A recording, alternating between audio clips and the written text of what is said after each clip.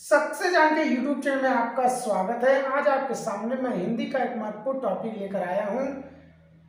Topic का नाम है सरल वाक्य, संयुक्त वाक्य तथा मिश्र वाक्य। इसको आप अच्छे से समझ लीजिए क्योंकि परीक्षा में 1 नंबर इससे जरूर आता है। अगर आपके सिलेबस में आपके एग्जाम में अगर हिंदी का टॉपिक है तो 1 नंबर इस टॉपिक से जरूर आता है। तो आइए हम देख लेते हैं सबसे पहले सरल वाक्य। तो सरल वाक्य की परिभाषा आप समझिए, ऐसा वाक्य जिसमें एक ही क्रिया एवं एक ही कर्ता हो और उन वाक्यों का एक ही उद्देश्य हो, ऐसे वाक्य को हम सरल वाक्य कहते हैं। सरल वाक्य को हम साधारण वाक्य के नाम से भी जानते हैं। यहां पर मैं परिभाषा लिख दे रहा हूं, जिसमें मतलब जिस वाक्य में एक ही कर्ता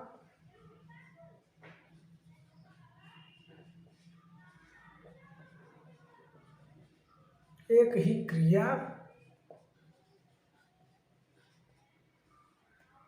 तथा उस वाक्य का एक ही उद्देश्य हो, उस वाक्य का एक ही उद्देश्य।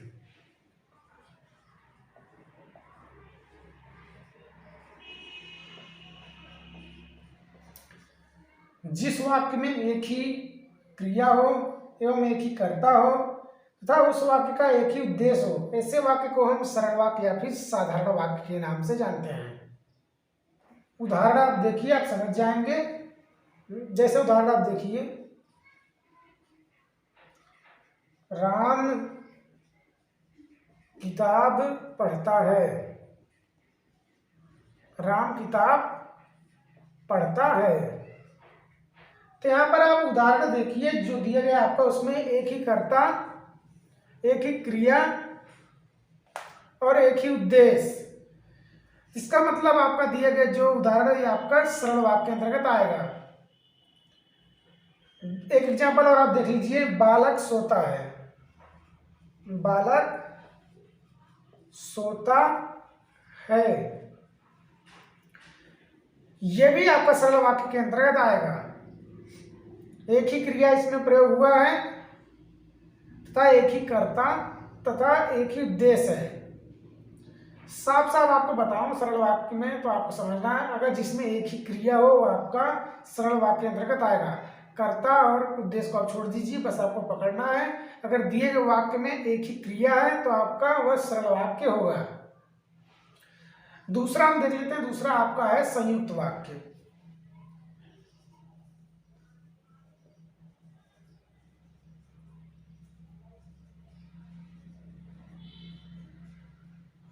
तो यहां पर आप देखिए संयुक्त वाक्य, इसकी परिभाषा आप समझिए, जिन वाक्य में 2 या 2 से अधिक स्वतंत्र उपवाक्य हों और किसी समुच्चय बोधक अव्यय से जुड़े होते हैं, जैसे इसलिए, और, या, परंतु, किंतु, फिर तो इत्यादि संयुक्त वाक्य होते हैं। जैसे आप एग्जाम्पल देखिए, आप समझ जाएंगे।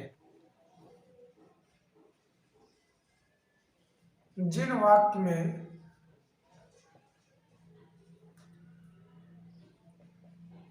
2 या 2 से अधिक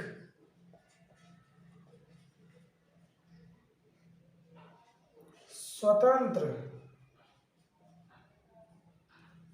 उपवाक्य हों तथा किसी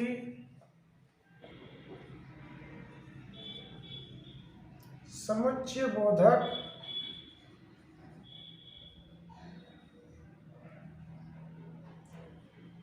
अव्यय से जुड़े हों।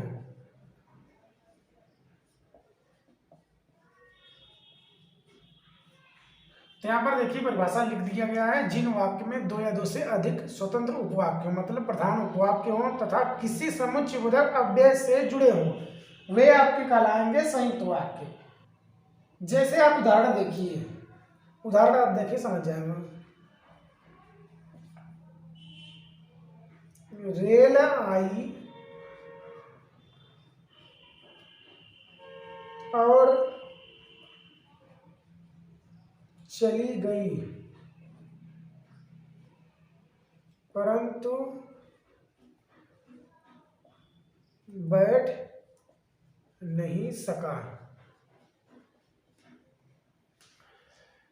तो यहां पर आप देखिए समुच्चय बोधक अव्यय का प्रयोग हुआ है, आपको कुछ नहीं करना है। अगर समुच्चय बोधक अव्यय का प्रयोग हुआ है तो आपका वह संयुक्त वाक्य के अंतर्गत आएगा। यहां पर आप देखिए समुच्चय बोधक अव्यय का प्रयोग हुआ है। एक और उदाहरण आप देखिए, आज बहुत वर्षा हुई और इसी कारण बाढ़ आ गई। आज बहुत वर्षा हुई और इसी कारण बाढ़ आ गई। यहां पर आप देखिए और समुच्चय बोधक अव्यय का प्रयोग हुआ, इसका मतलब ये वाक्य जो आपका ये संयुक्त वाक्य के अंतर्गत आएगा।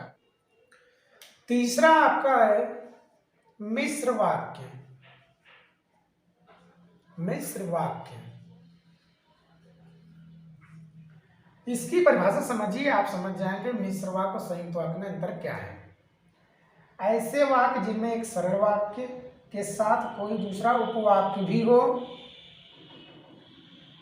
जिनमें एक प्रधान वाक्य होता है और दूसरा आपका उस पर आश्रित होता है। मतलब आप समझ रहे होंगे, एक तो सरल वाक्य होगा, दूसरा आपका उपवाक्य होगा। जो दूसरा आपका उपवाक्य है वह पहले वाक्य पर आश्रित होगा, तो आपका वह मिश्र वाक्य कहलाएगा। इसके बाद मैं आपको ट्रिक बताऊंगा कि ट्रिक के माध्यम से कैसे सरल वाक्य, संयुक्त वाक्य और मिश्र वाक्य को हम सॉल्व करें। परिभाषा आप देखिए, आप समझ जाएंगे संयुक्त वाक्य और मिश्र वाक्य में अंतर क्या है। परिभाषा इसकी है, मिश्र वाक्य की परिभाषा है ऐसे वाक्य जिसमें सरल वाक्य के साथ साथ कोई दूसरा उपवाक्य शामिल हो, उन वाक्य को हम मिश्र वाक्य कहते हैं। और मिश्र वाक्य का निर्माण एक से अधिक साधारण वाक्य से होता है, जिसमें आपका एक प्रधान वाक्य होगा, दूसरा आपका आश्रित होता है। इसी वजह से मिश्र वाक्य की पहचान भी हो जाती है। मतलब आप समझ गए होंगे, जो वाक्य आपका रहेगा दूसरे वाक्य पे आश्रित रहेगा। परिभाषा आप समझिए, यहां पर मैं लिख दे रहा हूं, जिसमें एक सरल वाक्य तथा एक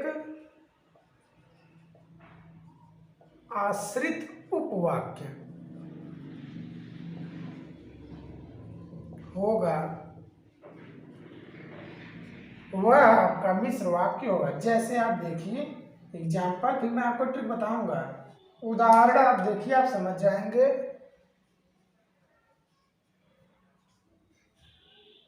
अपराधी ने कहा,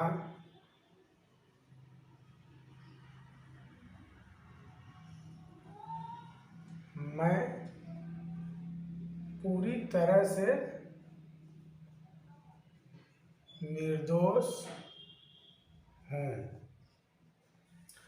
अपराधी ने कहा, मैं पूरी तरह से निर्दोष हूं। यह आपका सरल वाक्य है और यह आपका है उपवाक्य। लेकिन जो ये उपवाक्य आपका ये सरल वाक्य पे ही डिपेंड है, आप समझ रहे होंगे। और संयुक्त वाक्य में ये होता है कि एक साधारण वाक्य तो होते हैं, दो उपवाक्य होते हैं, लेकिन तीनों वाक्य स्वतंत्र होते हैं, किसी पे डिपेंड नहीं होते। दूसरा उदाहरण आप देखिए, समझ जाएंगे। यदि आप मेहनत करोगे तो परीक्षा में पास हो जाओगे। यदि आप मेहनत करोगे तो परीक्षा में पास हो जाओगे। सरल वाक्य, उपवाक्य, डिपेंड किस पे? सरल वाक्य पे, आश्रित है। उपवाक्य आपका आश्रित है, लेकिन संयुक्त वाक्य में ऐसा नहीं होता। संयुक्त वाक्य में जो उपवाक्य होते हैं वो आश्रित नहीं होते, वो भी स्वतंत्र ही होते हैं। ये इसका देखिए, यदि आप मेहनत करोगे तब आप पास हो जाओगे, अन्यथा आप फेल हो जाओगे। इस बात को आप ध्यान दीजिए। और एग्जाम्पल आप देख लीजिए, जैसे बोला जाए, जो औरत बाहर बैठी है वह मेरी दादी है। जो औरत बाहर बैठी है वह मेरी दादी है। जो पहला वाक्य है वही दूसरे पास, उसकी दादी कौन है? जो औरत बाहर बैठी है। हम आशा करते हैं आप समझ गए होंगे। कुछ कंफ्यूजन होगा तो आपका दूर हो जाएगा। अभी आप ट्रिक देख लीजिए, आपका कंफ्यूजन दूर हो जाएगा। यहाँ पर आप देखिए, सरल वाक्य, संयुक्त वाक्य और आपका मिश्र वाक्य।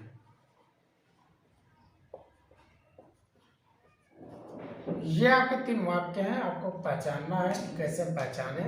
तो आशा करते हैं सरल वाक्य तो आप समझ ही गए होंगे, जिसमें एक ही क्रिया होगी। नोट कर लीजिए, ट्रिक आपका है, एक ही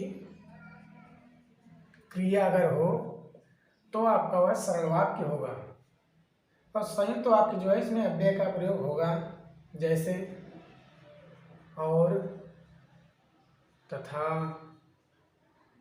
एवं, परंतु, या, अथवा। ऐसे जितने भी शब्द हैं अगर प्रयोग हुए हैं वाक्य के अंतर्गत तो आपके संयुक्त वाक्य होंगे। आपको कंफ्यूजन नहीं होना चाहिए। अगर इस प्रकार के कोई भी शब्द उसके अंतर्गत पाए जाते हैं, उसके अंदर पाए जाते हैं, तो आपके वे संयुक्त वाक्य ही कहलाएंगे।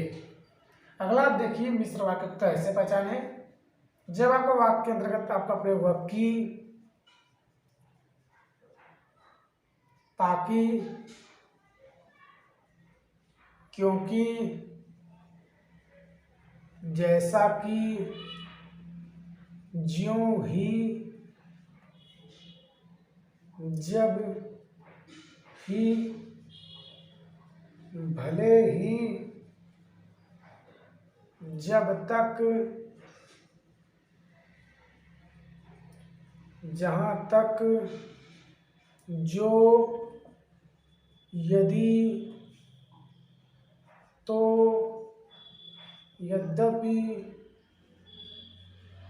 तथापि, इत्यादि। इत्यादि शब्द अगर उस वाक्य में आए हुए हैं तो आप केवल मिश्र वाक्य कहलाएंगे। आपको कंफ्यूजन बिल्कुल नहीं होना चाहिए, आप अच्छे से पकड़ लेंगे। तो यह आपका ट्रिक, आप ट्रिक से समझिए, चाहे वैसे आपको बस एग्जाम में 1 नंबर लाना है। तो आशा करते हैं आपको सरल वाक्य, संयुक्त वाक्य और मिश्र वाक्य अच्छे से समझ आ गया होगा। जय हिंद।